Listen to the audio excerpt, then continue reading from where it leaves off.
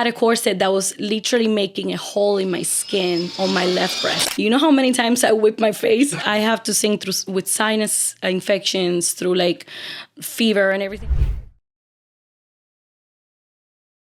Hello and welcome back to the Alex Witherow Show. Today I have a special guest who is an international opera singer who tours worldwide. She is based in Miami. Laura León, great to have you here.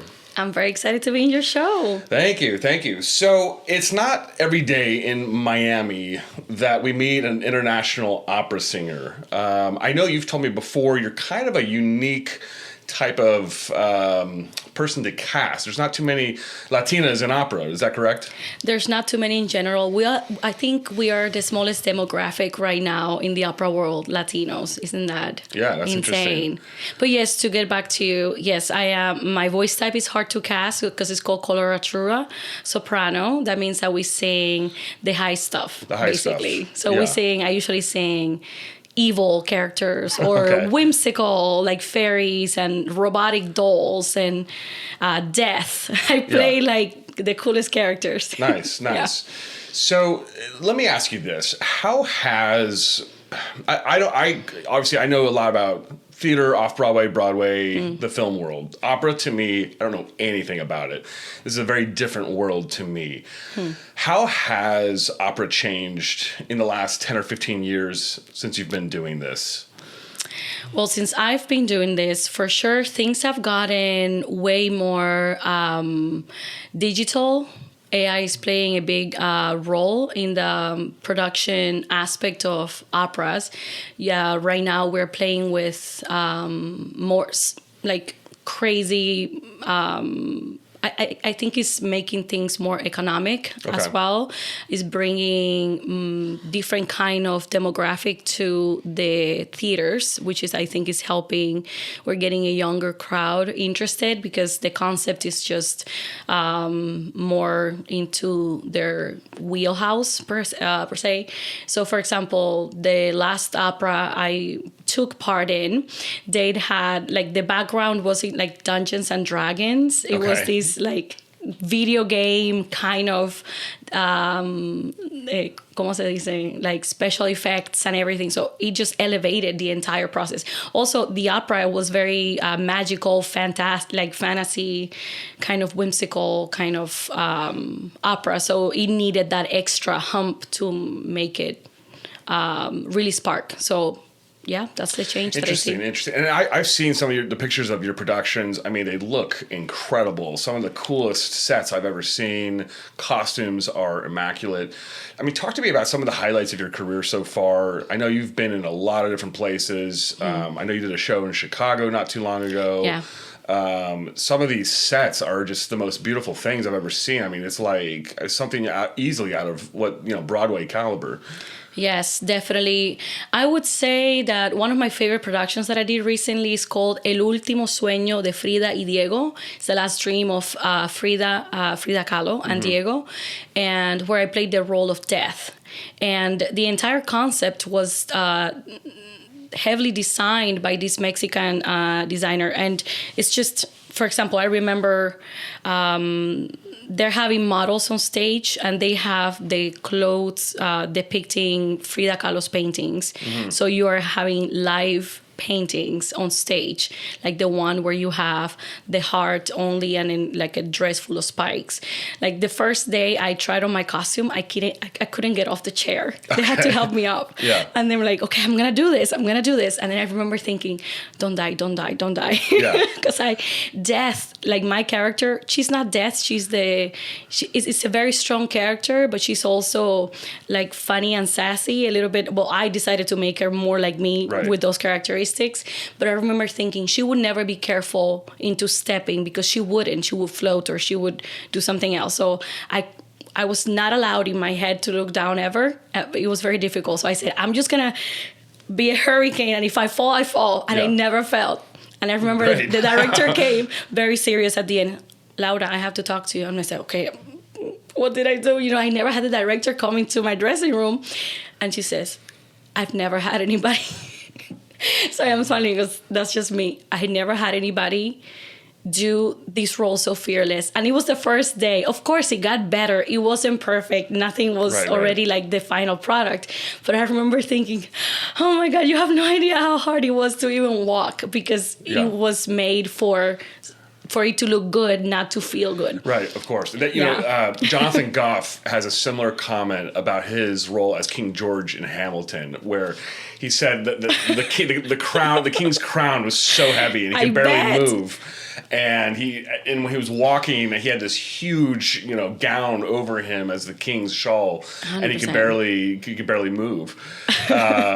Similar experience. Let me ask you this. I mean, what do you see as, how is opera changing? I could tell you that in what I see in theater and what I see in off-Broadway or Broadway, especially off-Broadway in New York, they're taking kind of old concepts of stories and really modernizing them. Like I saw about 6 years ago a rendition of King Lear, but it had like the show opened like with a DJ, playing music, and at the king's quarters, right? And so, like, is opera doing the same thing? Are they modernizing stories to make them like kind of feel more relevant to modern day, or are they still keeping sort of a classic tradition of stories?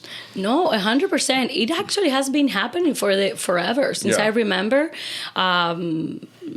Opera has always been like a chameleon. It has to be in order to survive, right? I have always noticed that. So it's not something new. What I see is for example, at the Met, I saw this beautiful Lucia with Nadine Sierra and Javier Camarena. And this production, they had a live, you could see filming live on stage. So you have the actors and the singers right in front, but then you also see a filming of their faces in full zoom right in the back. I personally enjoy their singing tremendously because they are just like stars. I love them.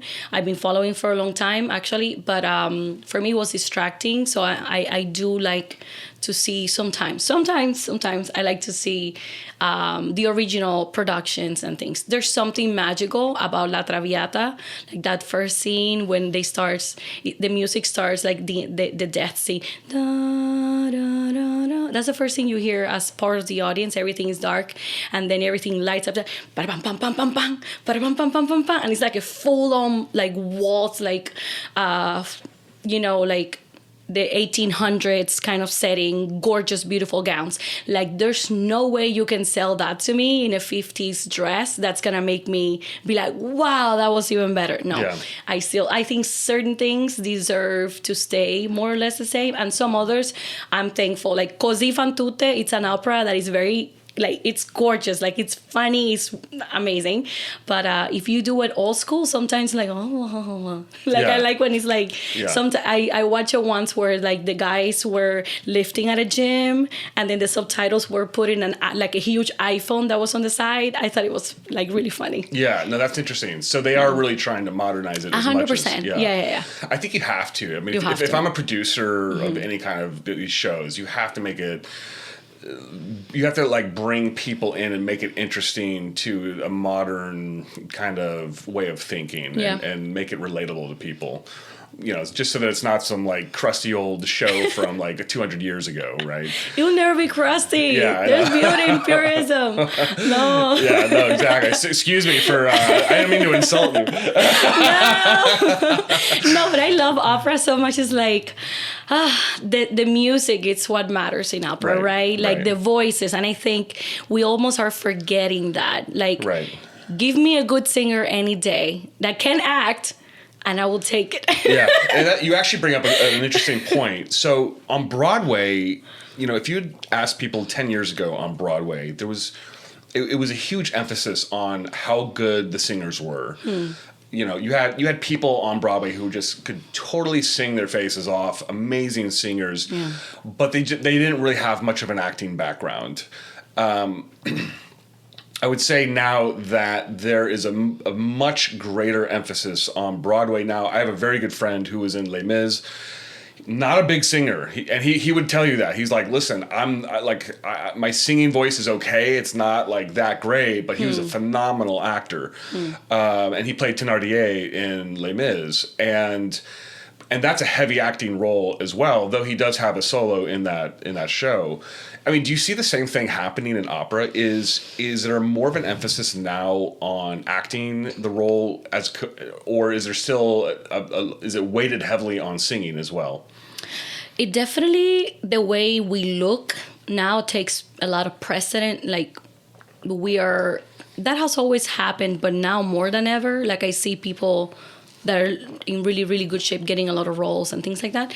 But I think the levels are different because we have different standards. We do not use microphones. We do not use any amplification of any source.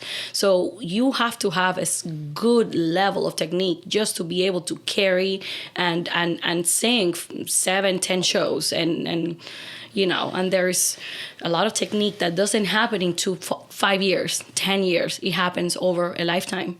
So using resonators, stamina, abdominal pressure, strength, and diaphragm, I mean, everything. So I think the singing still takes center stage.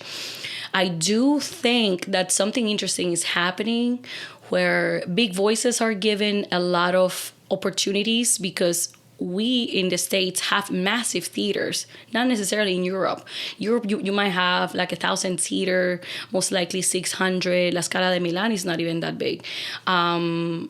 These theaters were or used to be built on top of like water foundations. So acoustics played a big a role in the way the houses were built. When you're building an opera house on top of water, what does that do to the acoustics? It depends on the material you use as well and everything, but it's made for the voice to carry beautifully. Yeah. If you think about it, the orchestra is playing all the way down in the pit, not only like down in front of you, they're like under the theater. So, for example, in the States, the Arch Center, I believe, is 2,500 seats or 2,700 seats. That's massive. I remember singing there. Not only could I not hear the orchestra, which is insane. Imagine singing when you cannot hear. I could barely see the conductor. I see like one little, wand, that's it. And I was very lucky to work with Maestro Tebar, Ramon Tebar, recently, but not at the Arts Center, but like lately. And it was just such big help. Man, he conducts like big because we could not see him. Yeah. Such a big theater. And I think it makes it a lot difficult to make sound and you also sit down at the theater and it's not the same to hear a small voice and to hear someone that the sound gets to you and you're like, whoa, I really connect with that person. There is also something very interesting that happens that is scientific, I think, to me is very organic, which is we transmit the natural wavelength that comes from our instruments, right? And it connects with the audience directly through your ears and it resonates in your brain in a way that recordings or even any sort of amplification doesn't quite hit. So that's why opera, you suffer almost in opera when they're suffering, and when something is joyful, it just changes. Opera is precious in that way, and it's more than like regular plays do the same thing in theater. Yeah. It's insane. So you're saying that different opera houses, I mean, it sounds like they are constructed meticulously to maximize the acoustics. Not anymore. So that's what I wanted to bring it back to the point where you mentioned, like, what kind of singers are casted nowadays. So I see bigger voices on stage, singing, getting a lot more work.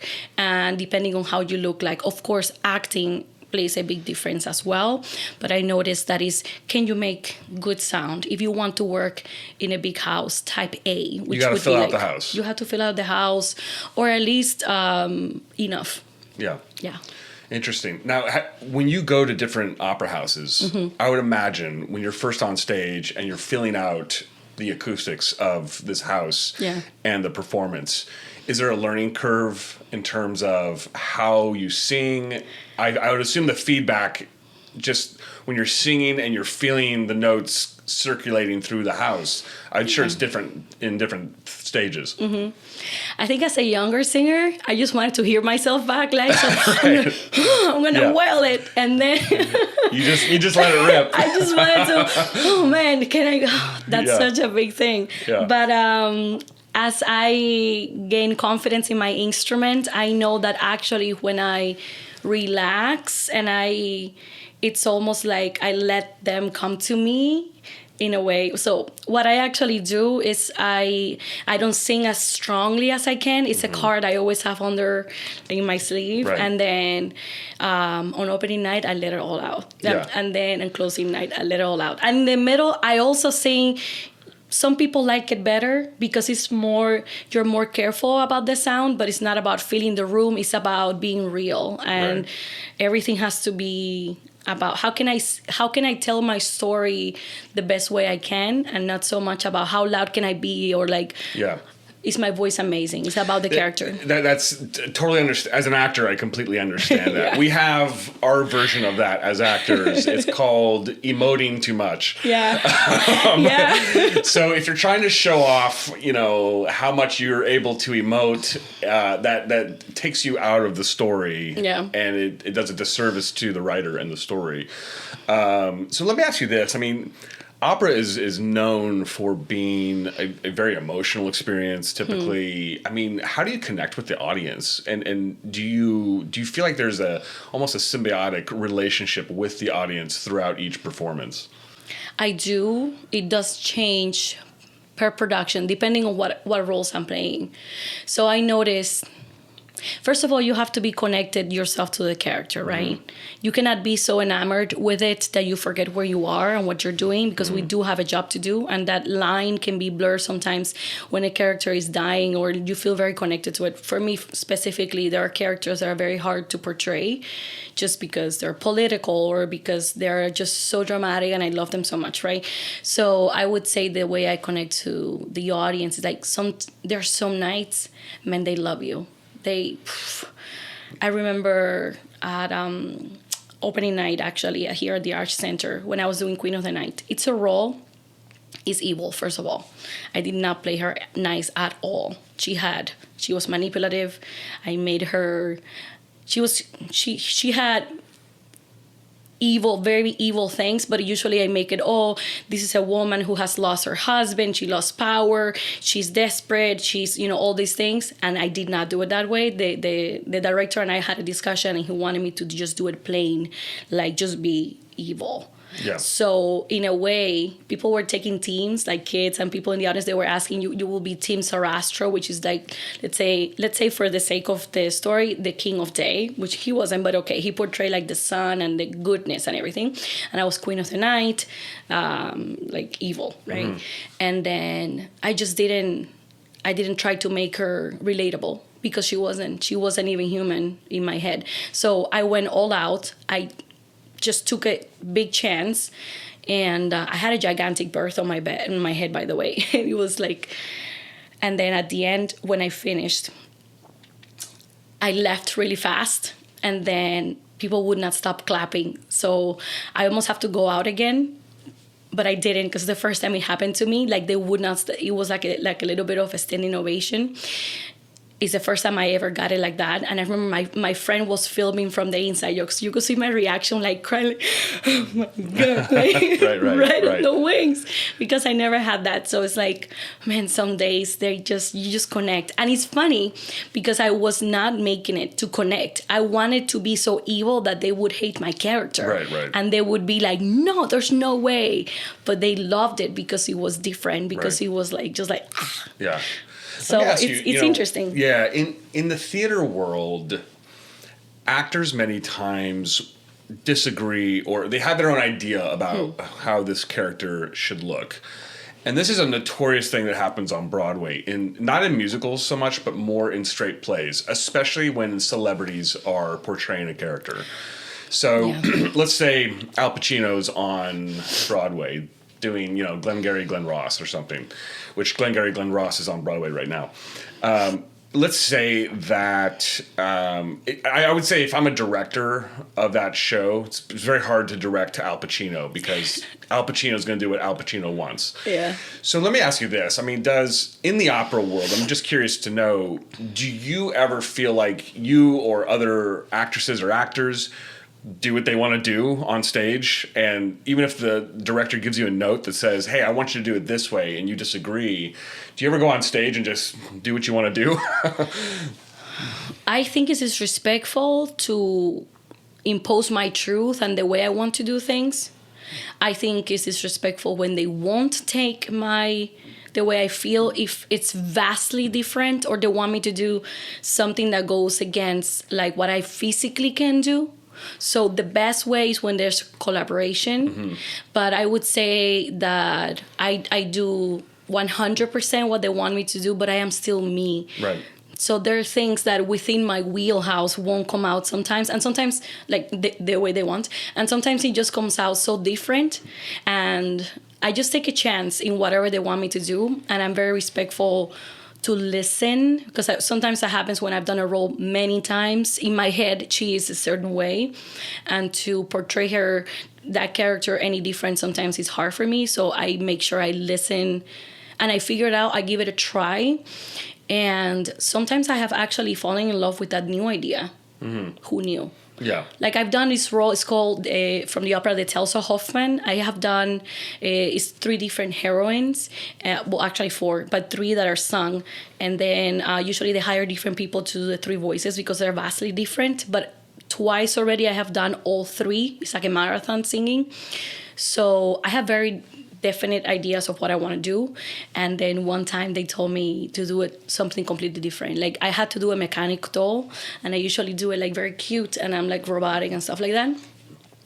And this director, Eve Summers, I love her to death. She used to be a ballet dancer, so she was very connected to her body, and I'm not. And she basically taught me. She wanted me to do like a mannequin kind of doll, and it was like punk rock kind of feel, and it was so outside of what my imagination could understand. Right. That I had trouble with that role, but I stick to it, and it came out amazing. Yeah. So sometimes, so I do. I do what they told me. It's challenging because sometimes a director will push you outside your imagination, which I think that's a great thing. Yeah. And then sometimes directors just give you bad notes. I've had that experience too, where I in my mind, I'm like, you're wrong. Yeah. Like they'll say, do it like this. And I'm thinking to myself, you're wrong. Yeah. I don't know if that's ever happened for you. Yeah, it has happened to me. It has happened to me actually. Yeah. But so what I do is like, you have a job to do, and at the same time you have to stay professional. So it's like navigating that line. Sometimes with that situation, it's like, this is the way I think, okay? It's a little mushy, but like I believe with love and kindness, everything can be achieved. Mm-hmm. So if something doesn't ring well with me, if I bring it up to the director, not in front of people, whatever, and they still won't budge to it, I still have to do it, right? So then I do something so beautifully musically that make people forget that what I just did had nothing to do with what I was saying, or things like that. So I fix the problem and still do my job, get paid, but musically. So that's how I elevate. I love directors that let me be and do and create a little bit on stage. It's like, you can reel me back anytime. Just let me be me. Yeah. Like, you know? No, I get that. And I only one time in my experience in doing theater did I ever make the decision where I was like, F this director. I went rogue on stage. It only happened to me once. And needless to say, I wasn't invited back. You're also a white male. I basically you was will like, be back. I was like, I knew that I was burning a bridge. It was a decision I made. And I was like, look, I'm not going to go on this stage, and because like at the end of the day, it's like it's you and your acting and performance reputation that's up there. Yeah. You know, so you have to guard that too. Yeah. And if you're getting bad notes from a director, and unfortunately, and mostly in my experience, like 98% of my directors have been amazing and great, and I haven't really had an issue with them. But I can think of one where I was like, this is a bad experience. Yeah. And I remember I basically just went rogue on stage and did what I wanted to do, and I was happy with what I did, and needless to say, I wasn't invited back, but I was like... I have a question. Yeah. Did he end up liking it, or did he hate it? Or did he even notice? Because sometimes they don't. Oh, they noticed. They noticed? They definitely noticed. He definitely noticed. Okay. Yeah, no, he knew that it was very clear that I went rogue. Okay. And that's what's interesting about opera and theater is that there's not it's really kind of the actor's medium, because in a film the director has complete control over the edit, right? So no matter what you do in a film, they're going to chop it up however they want. Yeah, it's right? true. So like the director has complete control. On TV, it's all about the writer. It's what the writers want. So and they rule with an iron fist on TV. So like you will spit out those lines exactly how they want you to spit them out, and they will edit it exactly how, and you will say the exact words that they want you to say. Yeah. But on theater, I mean, the director's not coming up on stage to be like, hey, time out, like this actor's not doing what I want. So there is a lot of, I mean, from a director to actor or actress standpoint, there's a lot more collaboration. And so there's the performer has a lot more control in a live setting. I feel like this is no longer the diva time for the singers, because we're not revered or given the freedom to really do something sometimes. So it's heavily on the conductor. Yeah. And it's heavily on the director, but I would say even more on the conductor. If the conductor does not want you to do something, believe me, you're not doing it. Oh, that's interesting. So the conductor is really who's calling the shots. Yeah. Because the orchestra is that you have 60 instruments, 40 instruments. That thing is a train. Yeah. So it's like... So if you're out of step with them, the conductor's going to whack you with the stick. Not necessarily. You can even keep up. They can go so fast that you can even sing it. Or they can go so slow that you have to breathe so much that critics can be on you. Like, you took 1,400 breaths. And also, that's the other thing. Critics nowadays, I have my particular opinion on that. Most of the time, they're very well informed and they're lovely and then very smart. And sometimes you get people that really don't know music to critique you. And then you're like... what's happening? And then it's like your career depends on these reviews, and it's like, yeah. And that's an interesting point. I mean, in the acting world, like for example, like Ben Brantley with the New York Times is a famous theater critic, and this guy knows theater backwards and forwards. And I would say that he's probably in New York the gold standard of critics. And I remember, it's funny reading his reviews because he doesn't care who you are. I mean, I remember when James Franco did Of Mice and Men on Broadway, I forget who played, he played George, and then I forget the guy who played Lenny. He's a famous guy too in movies. But it was funny because he really ripped into James Franco, and he said, this guy doesn't belong on the New York stage. Oh my gosh. Like, this guy's a movie star, but he's not a theater actor. And that's, lot of celebrities struggle with performing in theater. It's a totally different thing. It's a very different medium. I mean, imagine if, I'm sure you never see celebrities step into opera. I mean, not a lot. You have some crossovers, but from musical theater world, like O'Hara, like beautiful. She did The Hours, I believe recently. It was gorgeous. Yeah. Yeah. But yeah, it's true. It's true. You don't see that. But just because it's hard to say. I don't know. Well, that's opera's like... that's just insane. You can't just roll into an opera set and sing opera. It's a very unique skill set. It takes time. So long. Yeah. And on that topic, I want to ask you, so in terms of like training, conservatory training, I mean, what's really required to have a professional career? When I started, a master's degree in voice performance was required, so I couldn't apply to a young artist program, which means that you are a young singer singing in every opera of the season for that particular opera house, and you're salaried instead of per show. So in order to even apply for that, you need to have a master's degree. Not so much anymore. Of course, exceptions were made for men or people like great talent and things like that. But when you're coming up and coming, you need a master's degree. So you need to be truly very, very knowledgeable about your instrument and languages. And it's funny that we don't take acting lessons, because all we do is like 50% acting, but we do have to like know the diction for like six languages. I have sang in Yiddish and Russian. Like I have no business singing in Russian. Like I've never taken a diction class, but I had to do it. So basically you learn. And in America you see that more because this is such a melting pot.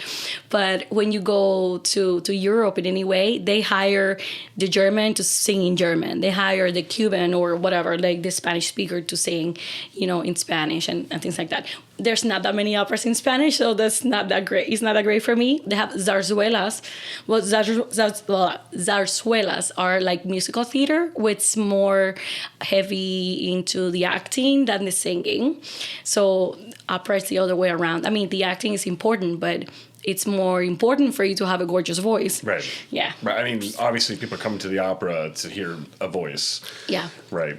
And let me ask you, I mean, so it sounds like you have to have an undergrad in opera or singing of some sort. In music of some sort. Yeah. And then a master's in fine arts in opera. Yeah, I know many people who are also lawyers, so you don't have to have all these accreditations, but it helps. Let me ask you this. I mean, you mentioned before there's a lot of diaphragm strength required, a lot of breathing technique required. This is something that actors deal with too. Yeah.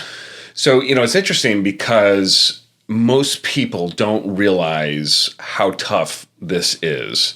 It is very easy to lose your voice in a show. I'm sure it's easy to lose your voice in opera. Yeah. It's also very easy to lose your voice in a musical. And if you're in a show where the tone is big, large movements, just very emotive characters, and if it's like a comedy, it's a farce, it's like just huge gesticulations and whatnot, and your voice is huge as well. I would assume. So let me ask. I know what. I kind of, because I went through a couple years of voice training just for talking and breathing correctly. Yeah. What does opera talent do to obviously minimize losing your voice throughout a show? Because if you lose your voice in a show, that sucks. No, there's definitely, sickness is just an entire different fear that we all have, right? Because theaters are not, for example, like the curtains are not clean every year or anything. It's like every 10 years. Yeah. So if you're allergic, you're gonna get sick. I have to sing with sinus infections, through like fever and everything, because the roles that I tend to do are not that easy to find. At least not in the state. They would have to fly someone, and it's not that complex. It's not that easy. So usually I sing sick. Sometimes it's not the best, but we go through a lot. Okay, so for example, you mentioned something. The diaphragm. The diaphragm is an involuntary muscle, actually. So in order to keep it nice and low, you have to basically keep your intercostals, your ribcage and everything expanded the entire time that you're singing. At the same time, you're pushing with your abdomen forward, a lot of pressure. So that's a very fast way to explain what happens here. At the same time, we have to keep our faces relaxed, our mouth just in the right position, and then look like that's not hard, and then act, right? So number one thing that happens is mentally we have to take care of ourselves those days. We have to sleep 8 hours. I think that's my number one thing we have to do. The body is your instrument. So if I have a family matter that's happening, I disconnect for those 3 weeks, 1 month that I'm away. I'm sorry, I'm not here. I work only, I work out even twice a day. I raise my stamina. I lift weights, heavy weights. It's like being an athlete. It's 100% being an athlete. Yeah. I take care of what I eat. I measure my food. I'm constantly on this. You don't have to do these things, but I like doing these things because it makes me a lot. Like, let's say I'm singing Queen. Queen of the Night to me is the hardest role I've ever sang, just because it's very quick and precise and high, and also low and big. It's like insane. Yeah. And then in order to do that, I also have to keep hydrated, which will be great in Florida. But when you have to sing in Utah or in Madrid, good luck with that. It's 100% like, what degrees Fahrenheit with zero humidity. Good luck with that. It just feels like fire in your throat. It's a different beast. So your body has to be in good shape. Mentally, you have to be able, if you're dealing with a tough situation or a tough director or something, it's difficult. You have to be able to stay leveled up and be able to absorb. Like I did recently, we did an opera called Zorro. It's actually amazing opera, written by Hector Armienta. If you see a recording, that's me in the recording. And in the opera, I have to learn how to sword fight, which for actors is pretty standard, but I never had to do it as an opera singer. I went to very small music schools. We never had it. So I had to sword fight. I had to learn how to use a whip, but not only once or twice. I had to do like a big demonstration. Do you know how many times I whipped my face? It was not nice. That thing hurts like, pop. Dead. The whip, and then I had a full-on dance. Now I'm a dancer. I study musical theater, and I also every week I dance salsa advanced, and I love dancing. But this is different. This is showcase. I also have to dance like my character, and even though it was a Latina character, she's Mexican and very specific to the culture. I'm very respectful to it. So all in all, the show was so complex. And this was in New Mexico, so we didn't have that much humidity. Yeah. And I remember thinking, oh my gosh, like I need every single bit of care I can possibly provide for myself. So yes, productions are tough. I would not do anything else in the world though.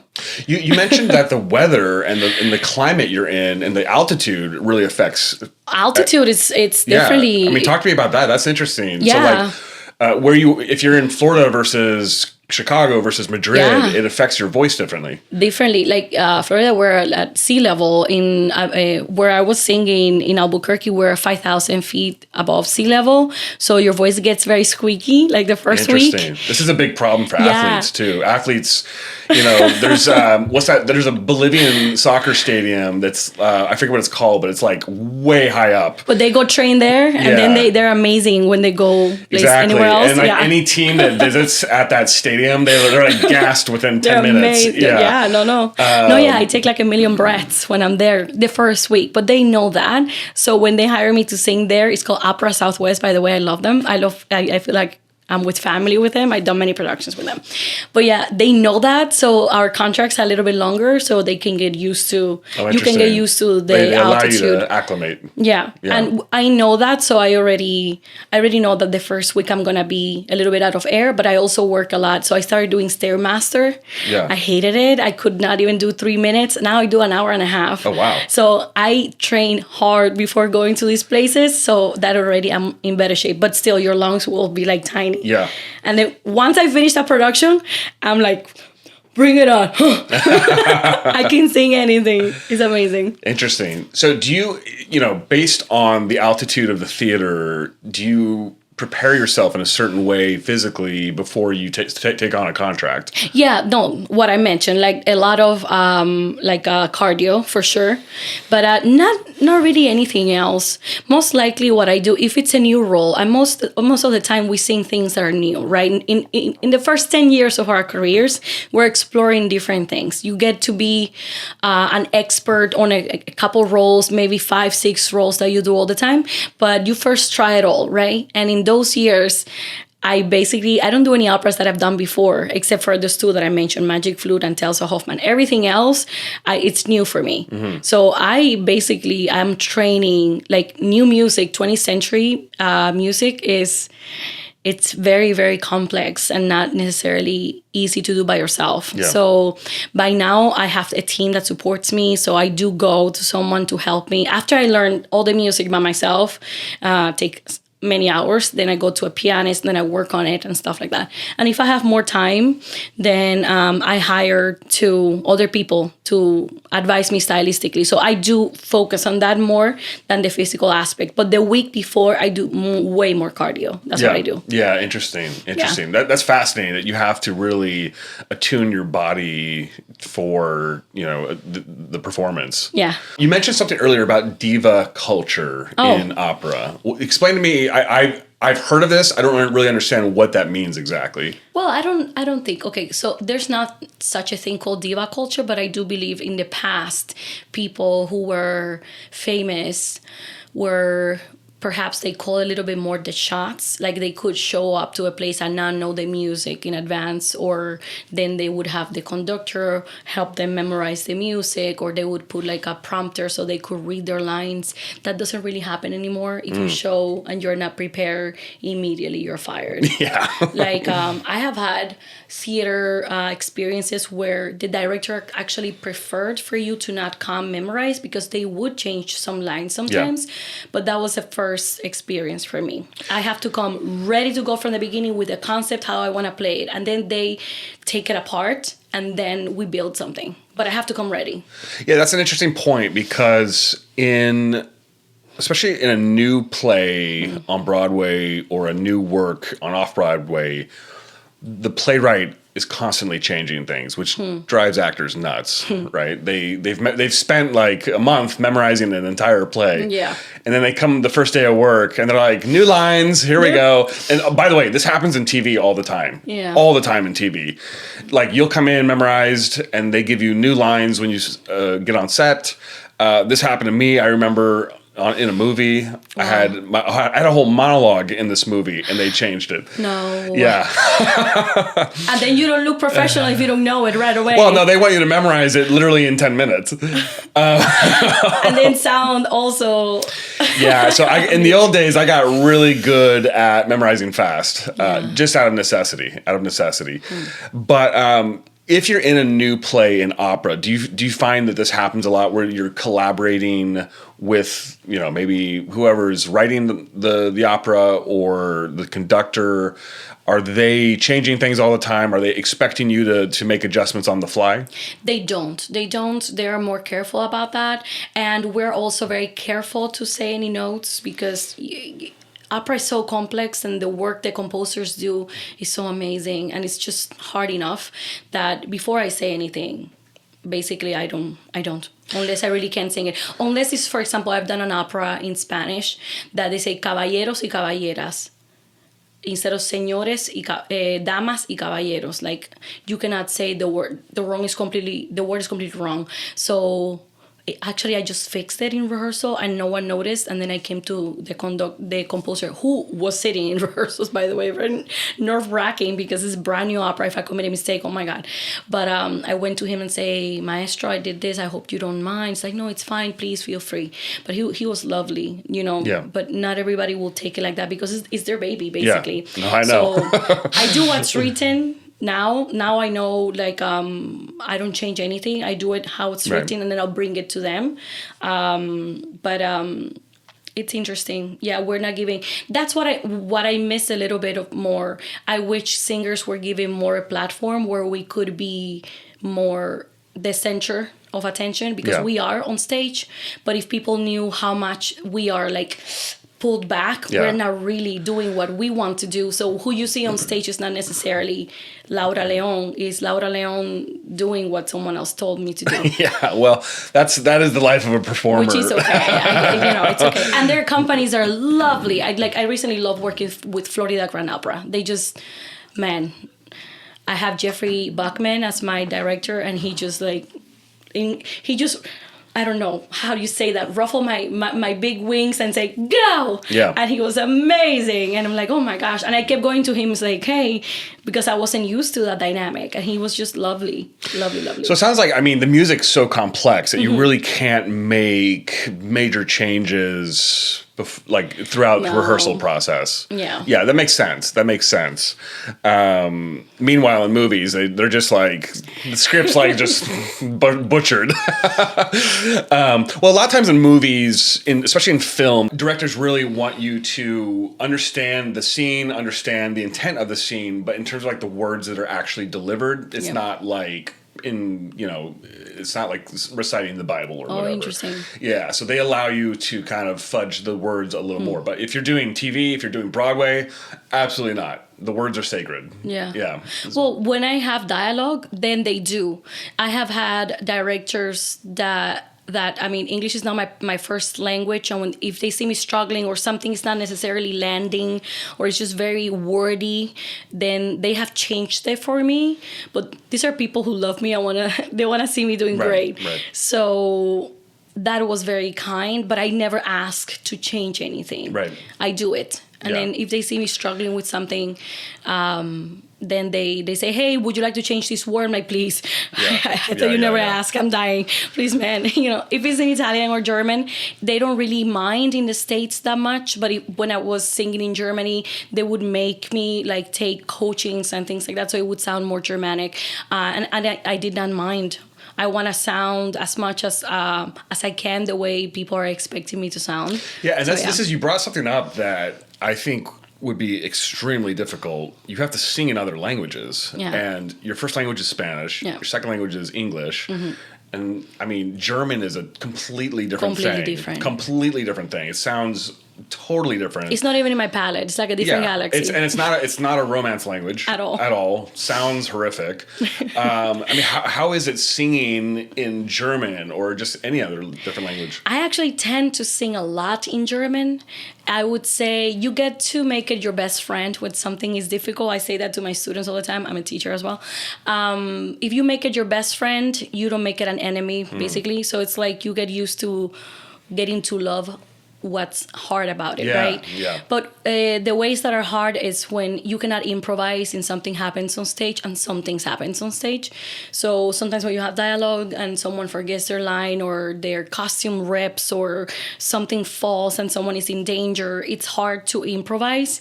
So I would say when I'm singing in German specifically, it's very, very hard. When I'm singing in Italian, I'm able to more or less piece some things together. I do speak mild Italian, but I don't properly.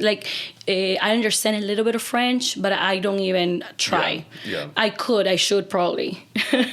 But yes, I live in the States, so I don't really have to. But if I lived in Europe, speaking those languages fluently would be a great advantage. So I'm trying to learn German now. Sure. Do you feel like the casting process is political at all? I mean, if you ask, Look at you asking these things, Alex. we want to get to the juice of this. Well, I can tell you in TV and film, it's very political. Yeah. And Broadway too, I would say. I know kind of like how it goes down in New York in these different worlds. If you're kind of associated with different groups as a performer, that can help or hurt you.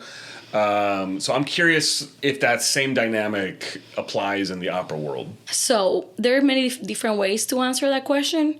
I would say because I've never been on the other end of the casting process, I can only speak on my own experiences. I think because I'm Cuban, that has actually played in my favor in a way because... Right, something new. I mean, if they're doing an opera in Spanish, I would have no problem. Like, it's just full dominion, right? So I really know what I'm doing. I can do different accents easily in Spanish.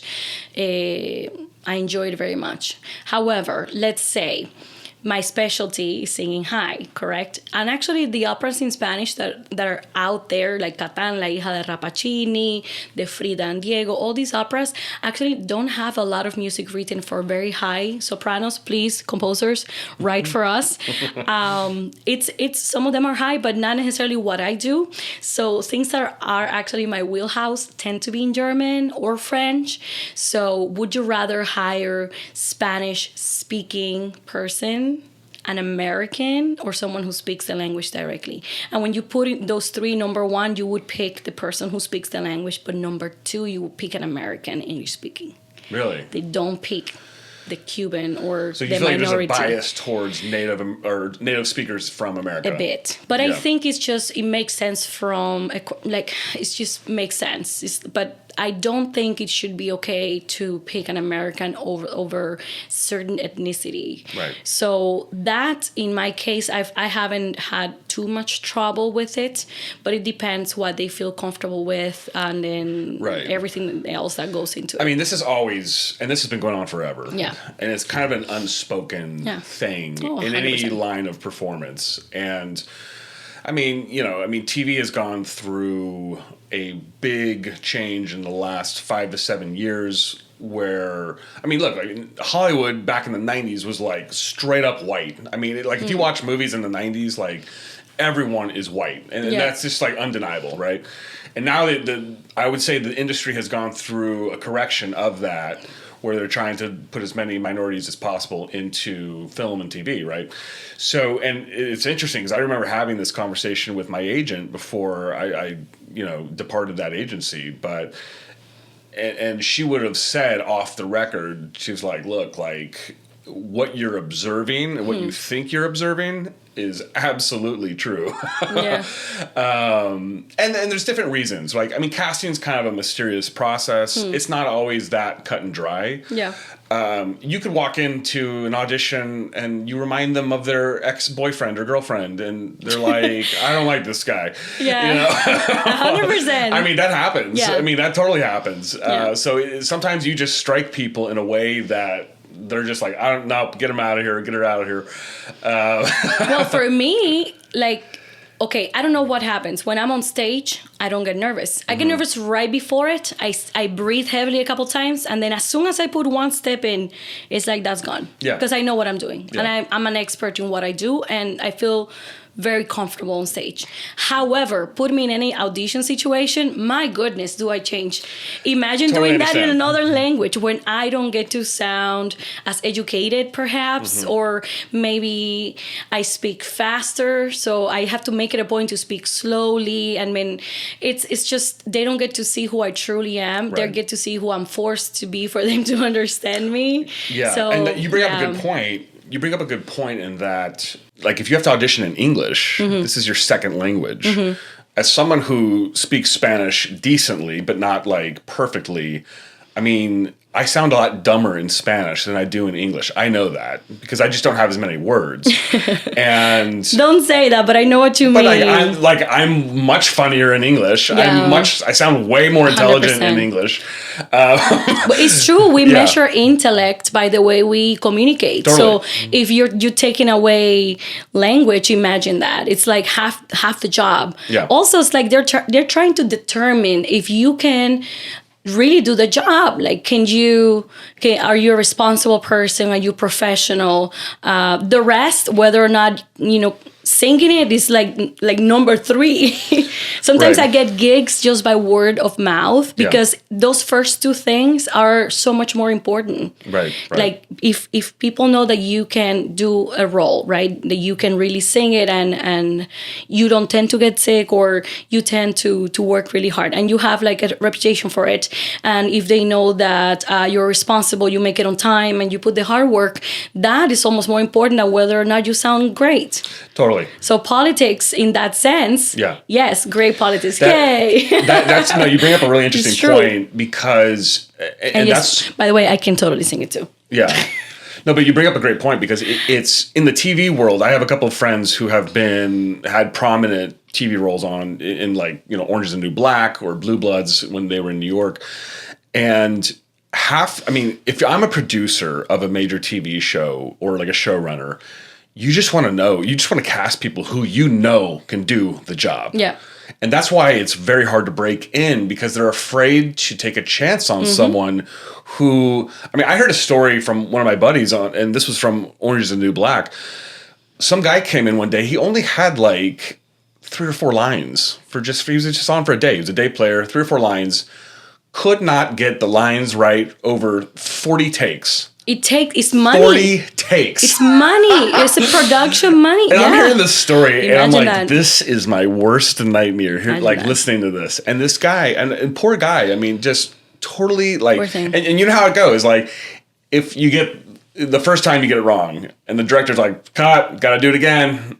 Second time you get it wrong, cut, do it again. Third time you get it wrong. The anxiety builds, right? And as a performer, you can't have anxiety. You gotta be relaxed. Yeah, you know? you gotta be relaxed. And so, and by, you know, the 20th take, I mean, this guy's like in tears, like falling apart. Yeah. He probably quit acting after that. I don't know.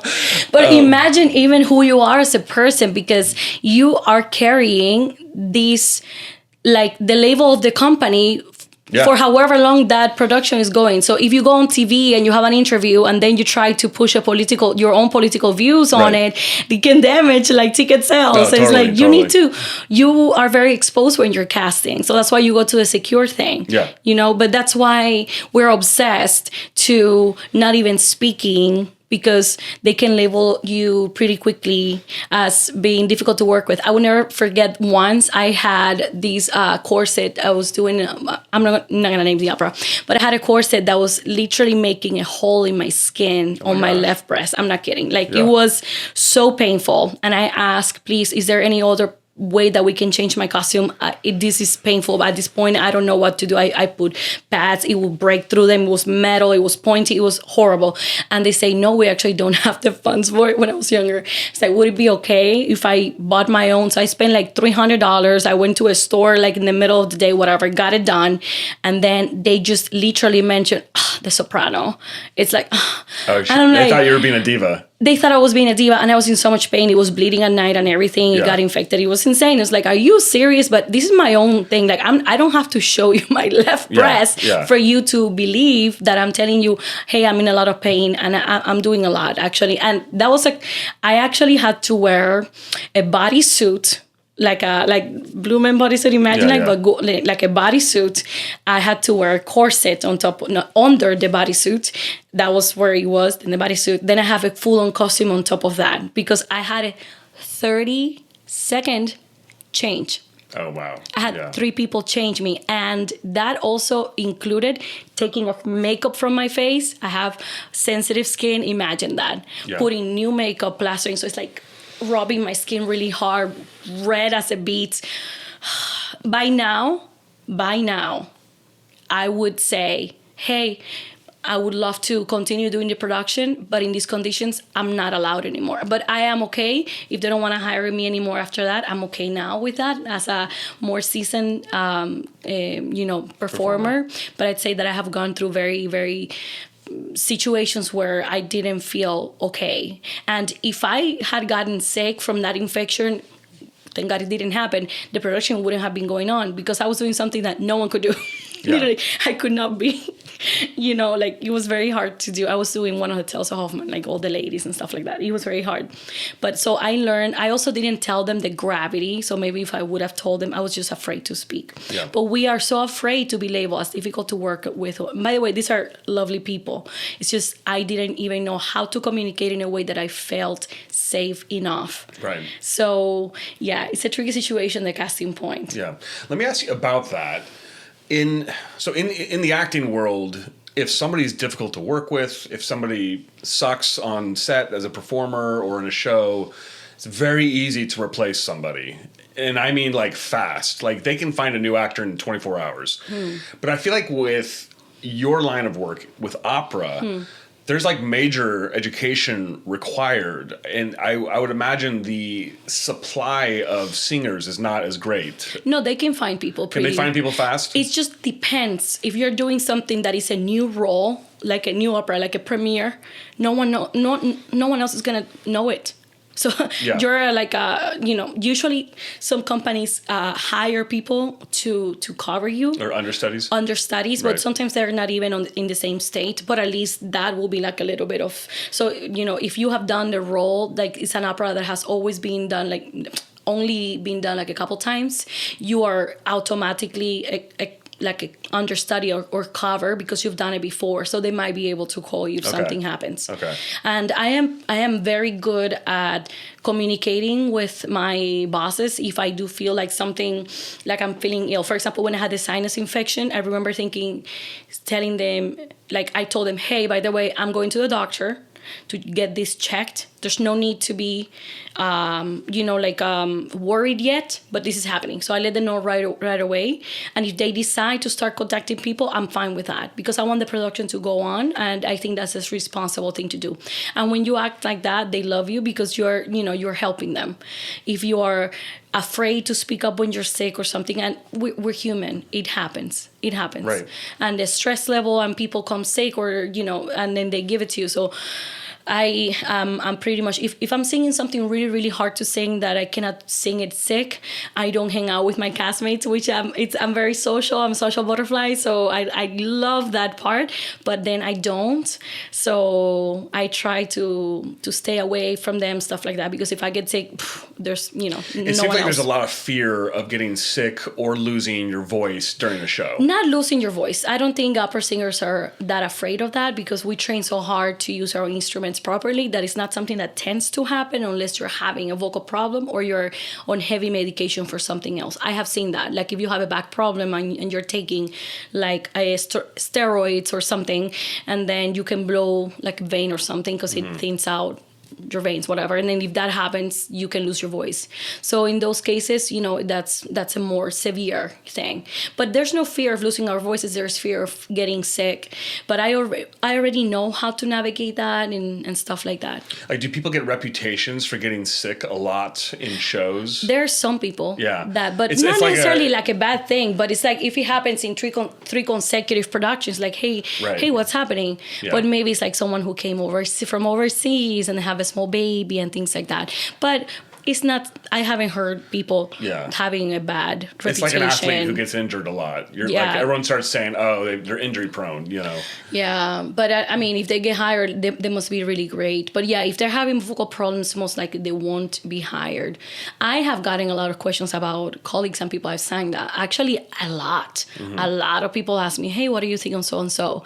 So in those cases, I actually have found that I like to be very fair. So I might not like the person. I might not like the person at all. But if they were a good colleague and they sang well, I always give a good recommendation. Yeah. And I keep that what I think of the person to myself. Now, if the person was disrespectful and things like that, I say, hey, I don't know if they will be a good fit. But I don't say why, because I think it can really damage someone's career. And who am I to do that? Yeah. You could have been going through something and you never know what someone's going through.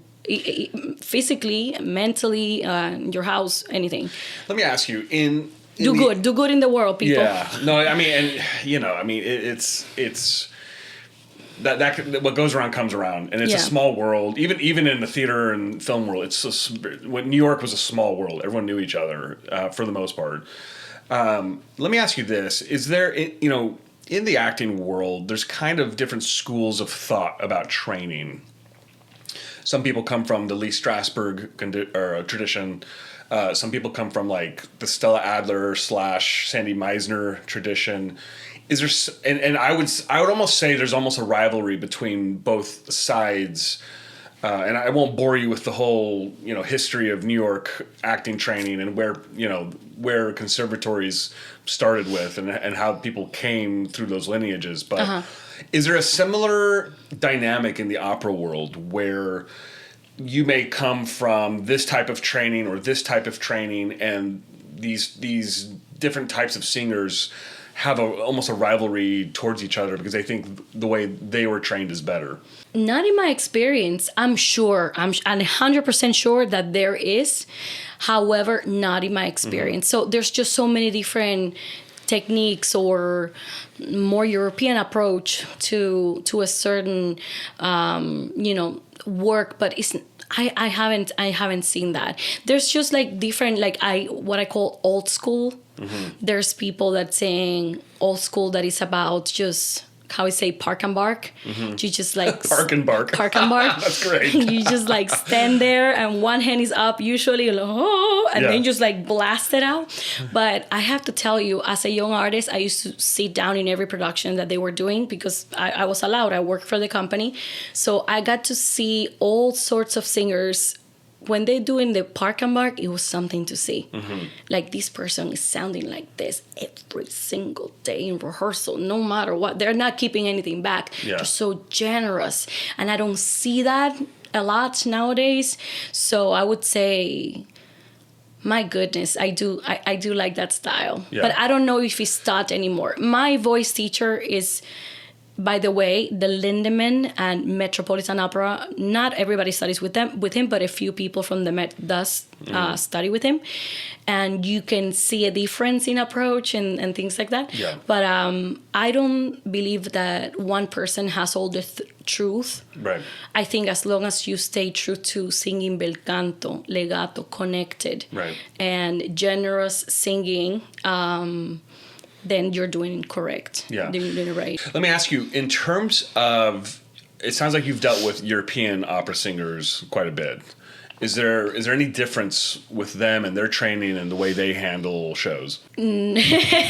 Yes, but because every person is different. Yeah. So I don't think it's... So the European world, depending where they're coming from. So if they're guest artists, that they work in different houses all over the world, actually they tend to be very laid back. Okay. They're used to being able to create more and being a little bit freer on stage. Right. So when they come here, it's like, well, no, you can do that. A little more rigid. Yeah, here it's a little bit more rigid. Yeah. So I do see that. When you see someone who sings at a fest, like they sing a lot.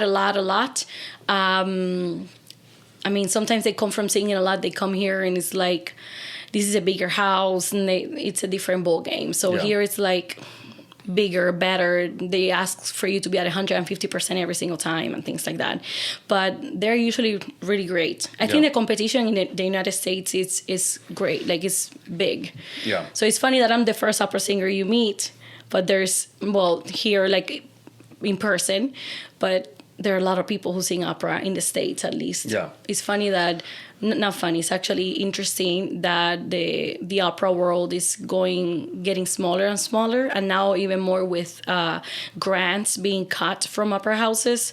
I'm very scared for the future of opera here. Do you feel like, so has a lot of opera been government funded previously? No, it's not that much government. It's at all. It's all donations. Oh, but they do get okay. grants Gotcha. for performance. I think music is necessary. You might think not, but when you have music in schools, I mean, I fully believe that we need that connection to our emotional side. We need creativity, and we need that to balance the harshness of life. My goodness, can you imagine? Like, I have had people are grateful just to be getting out of what they're going through. Right. You know, art is important. No, totally. I had a longtime acting teacher tell me once. He said, "Look, if you can really, especially if you're delivering a comedy in a theatrical production." He said, "You're taking someone out of their horrible life for one night." It's true. It's true. Whether it be, they just experienced a death or a bad marriage or a horrible job or something, you're giving them a respite from that horrific reality. Yeah. So no, I think it's definitely important. Let me ask you. I mean, if you could change or adjust to opera moving forward in the next 20 years, what changes would you make to it?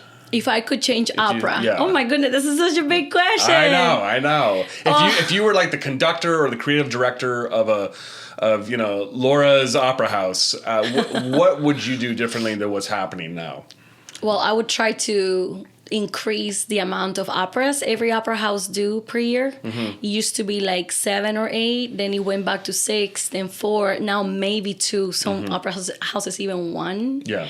So opera houses nowadays are doing a lot of connections with the community, but I could always increase those. So it's something more like, for example, people used to drink when they went to the opera. That's always a good combination. You know what I'm saying? Like, they have drinks, but everybody's like, just sit it like that. Yeah. No, opera's supposed to be fun. You're supposed to be having a drink or, just enjoying it, which you get a lot in Europe, not here that much, you know? Yeah, we're a little rigid over here. Yeah, it's like, not necessarily, but it's like more proper and things like that. It's like, I would just make it more common to go to the opera. It's not a tight niche kind of thing. It's just, it feels like that because it's in different languages. Elitist, kind of elitist here, right? Because it's in different languages Yeah. and they're singing different. But if you think about it, you have subtitles, right? In the opera houses, I would get not every opera house has subtitles in the seats in front of you, but I think it's a great thing for them to have. Oh, they do. Yeah, you can see it right there. There's there's a subtitles, screen? and you can see it in Spanish, German, in whatever Really? language you I want. didn't even know that. No, they usually do it in English and Spanish in Florida because that's the Right. majority. But other changes that I would do would be to hire people because they are good singers and not because they look good or Right. because or who they know. So it's on merit, really, truly. Yeah, You know, that's a problem in performance that's as old as time. yeah, no, seriously. I have friends who are overweight and they work way less than my friends who are fit, and their voices are Yeah. amazing. And I want to hear that sound. Yeah, Give me that sound. We have a similar problem in the acting industry. It's not so much being overweight or not. They just want you to fit a very clear role. Yeah. So they either want you like super fat or like super skinny. Yeah. Like there's nothing, you can't be like in between. Yeah. So that's always been a kind of interesting dynamic. Well, Laura, thank you so much for your time. This has been really an interesting discussion. I really, honestly, I didn't know a whole lot about the opera world, and I was just very curious to kind of compare and contrast it to what I know about theater. This has been super interesting, super insightful. Thank you for your time. We will include all of your information, and if people want to watch your clips and whatnot, we'll include that in the description of the YouTube video. I didn't want to like pressure you too much to sing today. You know, I do have neighbors around here. They probably wouldn't appreciate a big opera voice, you know, blasting through the walls. No, but I want to thank you because for accepting my very humble opinion on many of the subjects that we brought up today that are kind of debatable for depending where you're coming from. So I want to thank you for allowing me to have a platform to share the beauty of opera. Come to the opera, please. People, come see me, but if you don't come see me, Go to somebody else's just opera. go to the opera, take your kids. And yeah, it's not elitist at all. And there's very, very good works out there that need to be seen. Sounds good. Yeah. Sounds good. Well, thank you so much for your time. Thank you.